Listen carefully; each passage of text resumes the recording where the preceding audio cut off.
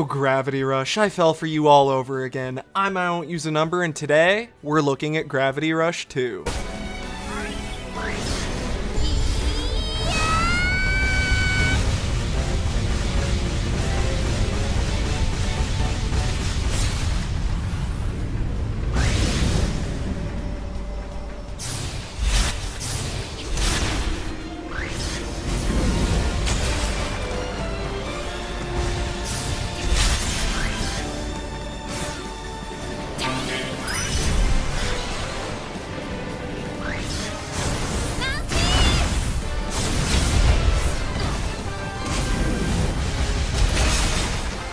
The very start of this game has you controlling a fully suited miner and going into a gravity rift thing to mine gravity ore, which curiously looks like the upgrade currency from the first game. Plot twist, it's Cat, our lovable protagonist from the first game. Sid is also there, and Dusty, the glowing black cat that gives Cat, her powers, is nowhere to be found. If you're wondering how exactly these characters wound up in a place that isn't Hexville, considering that time and space seemed weird outside of the town, and it was sort of implied that it was the only real city, like, anywhere, you can watch Gravity Rush Overture, a 20-ish minute sort of anime thing that was released to bridge the gap between the first and second game, even though I'm pretty sure part of it takes place during Gravity Rush 2. Whatever, it's free to watch on YouTube, so if you're planning on playing this game, you might as well watch it. I'll link it somewhere in the description. Cat and Sid are now working to pull their weight in a mining village/fleet known as Bonga that flies around and sends miners into gravity rifts to mine that special ore. Just like in the first game, I immediately fell in love with the setting. I don't know what more to say than that. At its core, it's just a cool idea to me. Unlike in Hexville, gravity storms are more of an inconvenience rather than a constant, all-consuming threat to life, which makes the skies much more open to exploration and enables this mining life. After learning about Cat's current situation and meeting a few new, amazingly designed NPCs, I'm looking at you, Lisa and Cece, you do some initial tutorials. After a bit, Cece runs off, and when you find her, she's being attacked by those very boring, at least visually anyway, enemies from the first game, Nevi, or as these new characters call them, Scarabs. Then Dusty shows up, which means Cat gets her powers back, just in the nick of time. Wow, what a coincidence. I'd call it out as bad writing, but Cat is tight with two literal gods, so, you know, it actually kinda makes sense. Ooh, fate. You save her, then Bonga, in the area it happens to be in right now, continues to serve as a tutorial area for a while. Some plot happens, and they wind up returning to the center of this civilization, the city of Jinga Para Lao, which is also a collection of ships, though not one meant for moving very quickly. This is the open world that the majority of the first third of the game takes place in, and boy, is there classism. The upper, middle, and lower classes are literally stacked vertically. It's super cool to be able to dive down to another section of the open world, but holy shit, this metaphor is incredibly obvious. Like, did they even try to be clever with it? Whatever. The third of the story that is focused on Jinga Para Lao is ultimately cliche and disappointing. You'll be able to see every twist coming, probably with the information I've given you.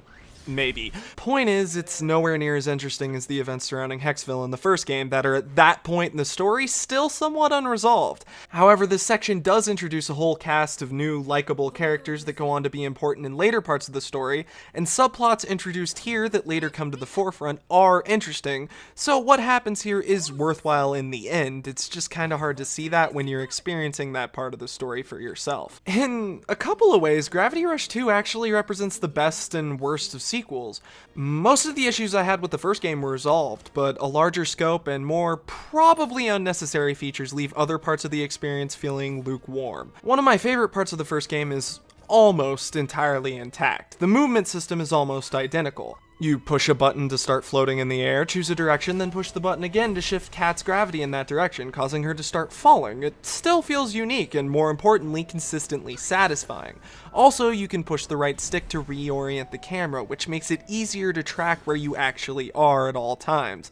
And once again, by default, motion controls are enabled, so if you don't want those, you have to go into the options and get fucking rid of them. It's a slider, again, seriously, why isn't it a toggle option? What the fuck, why? Unfortunately, they they made some changes to how sliding works. In the first game, you could tilt Cat's gravity to slide across whatever surface you were on.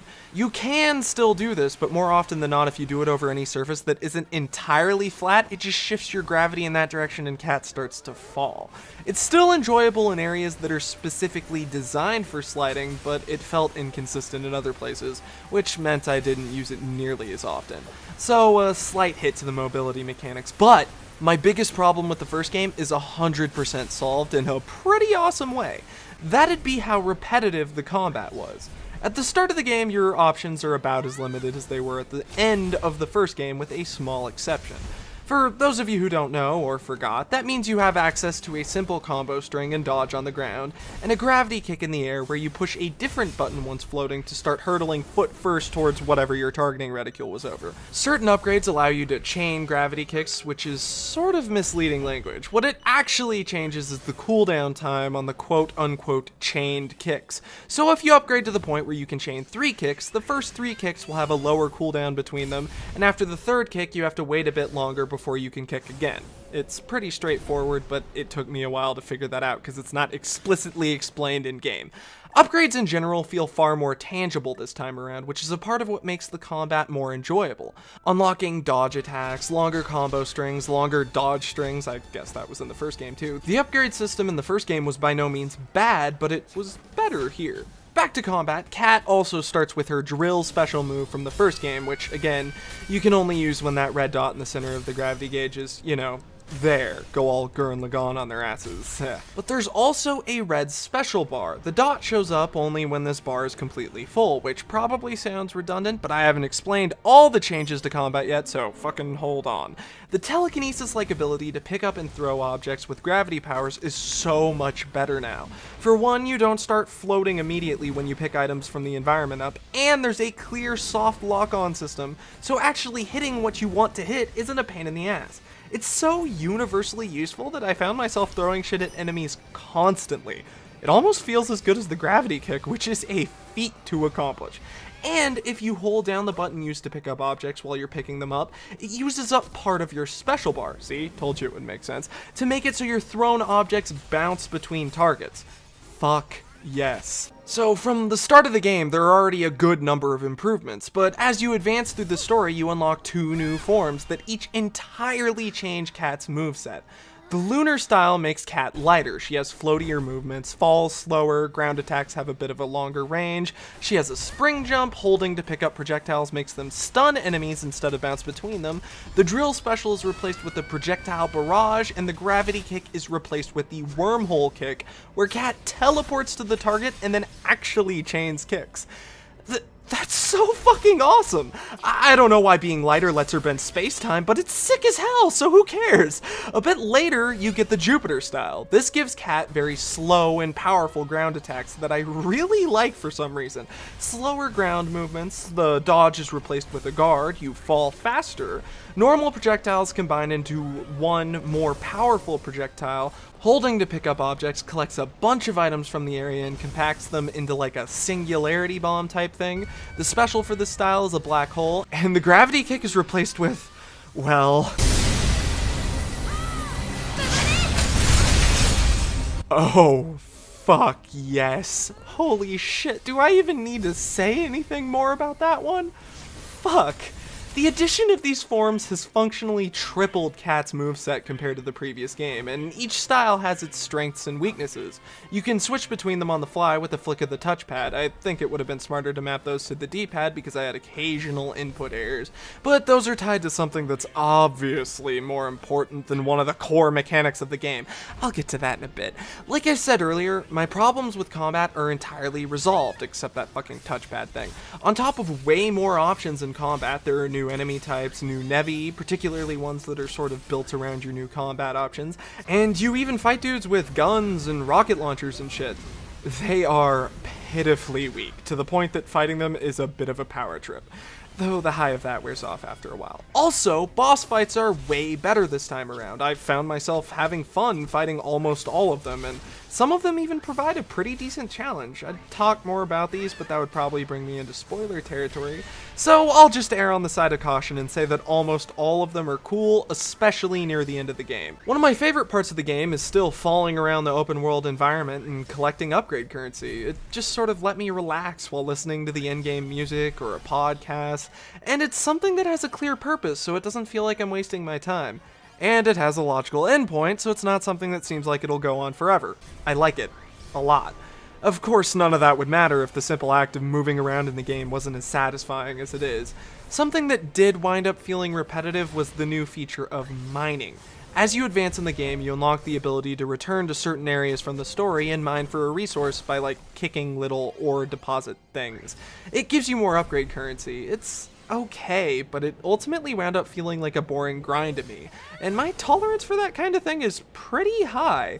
There's two major problems I had with it. One, it's tied to online features. Essentially, the amount of upgrade currency each mining area yields at any given time is determined randomly and changes periodically. I'd feel like I was wasting my time if I was ever mining with any output other than the maximum, and I don't usually like having to wait real-world time for something in a game, which is even worse because I don't think there's a way to reliably predict when one of those zones will be giving maximum yield. The other major problem is tied to a game system that I haven't explained yet: talismans.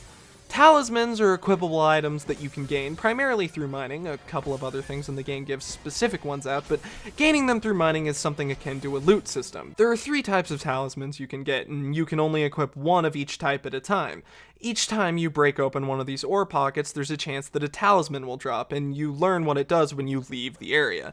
Some talismans give you the same benefits as upgrades, things like additional dodges, while others have exclusive improvements like increasing the damage certain moves do. This part I'm okay with, but once you advance far enough into the game, you unlock the ability to merge talismans of the same type to put certain abilities on them, morph identical talismans to change their type, and recycle 5 talismans you don't want to get another slightly more rare talisman. I don't really have any footage of this because I made the conscious decision to hold back the min-maxer in me. If I had dove into the system, I wouldn't have stopped until I got the exact set of talismans that I wanted.